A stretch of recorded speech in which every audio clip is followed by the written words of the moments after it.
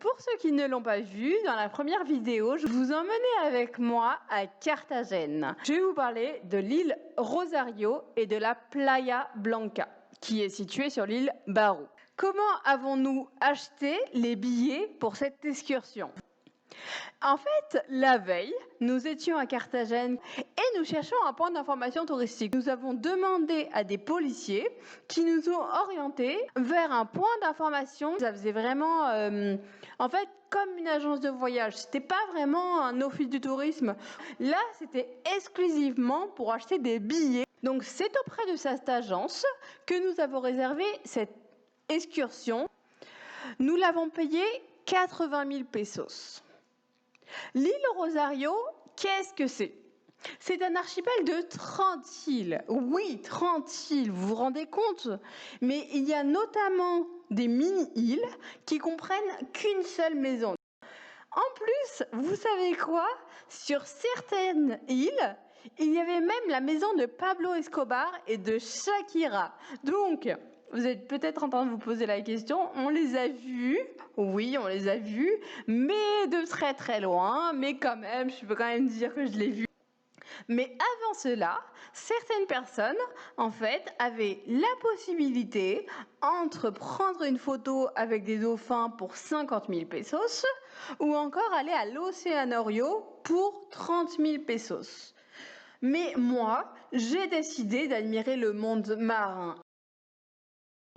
Alors, même pour faire du snorkeling, on s'est aperçu qu'en fait, il fallait payer un supplément. Et ça, malheureusement, on ne nous l'avait pas dit.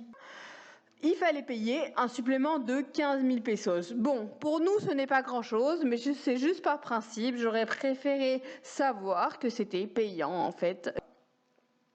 Le trajet entre les îles offre clairement une vue panoramique, même si ce jour-là, malheureusement, nous ne sommes pas tombés sur la meilleure journée.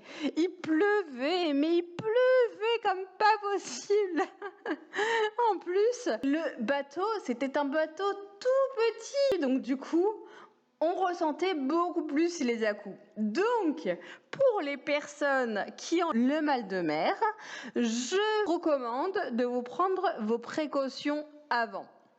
Personnellement, je me suis un petit peu sentie mal pour être tout à fait honnête et franche avec vous. Maintenant, je vais vous parler de la fameuse Playa Blanca dont tout le monde parle.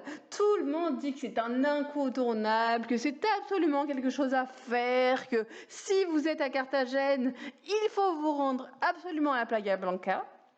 Donc, qu'est-ce que j'en ai pensé et surtout, qu'est-ce que la Playa Blanca ? Donc, comme son nom l'indique, la Playa Blanca est une plage de sable blanc qui est longue d'environ 3-4 km. C'est à peu près à 1 heure en bateau de l'île Rosario. Nous l'avons trouvé un petit peu trop touristique. En fait, pour vous expliquer un petit peu, quand nous avons amarré, il y a un vendeur à la sauvette qui est arrivé et qui voulait tout de suite nous vendre des lunettes, un tuba, il voulait tout nous vendre, tout ce qui était possible et inimaginable, il voulait nous le vendre. Et à côté, il y avait tous les restaurants. D'ailleurs, quand nous sommes arrivés, le repas était directement compris dans le prix de l'excursion. Donc là, c'était vraiment top. Bon, pour être honnête, la mer n'était pas très très propre. En fait, je pense que ça doit être à cause des bateaux qui marchent juste devant la plage. Et comme il y en a des dizaines et des dizaines par jour, donc ça ne donnait absolument pas envie de se baigner. Mais bon, c'est pas grave, on a quand même pu la voir et j'étais très contente. À part manger au restaurant qui était déjà prévu, nous avons pu siroter une petite pina colada. Et oui, en fait, en France, quand on demande une pina colada, c'est directement dans un verre.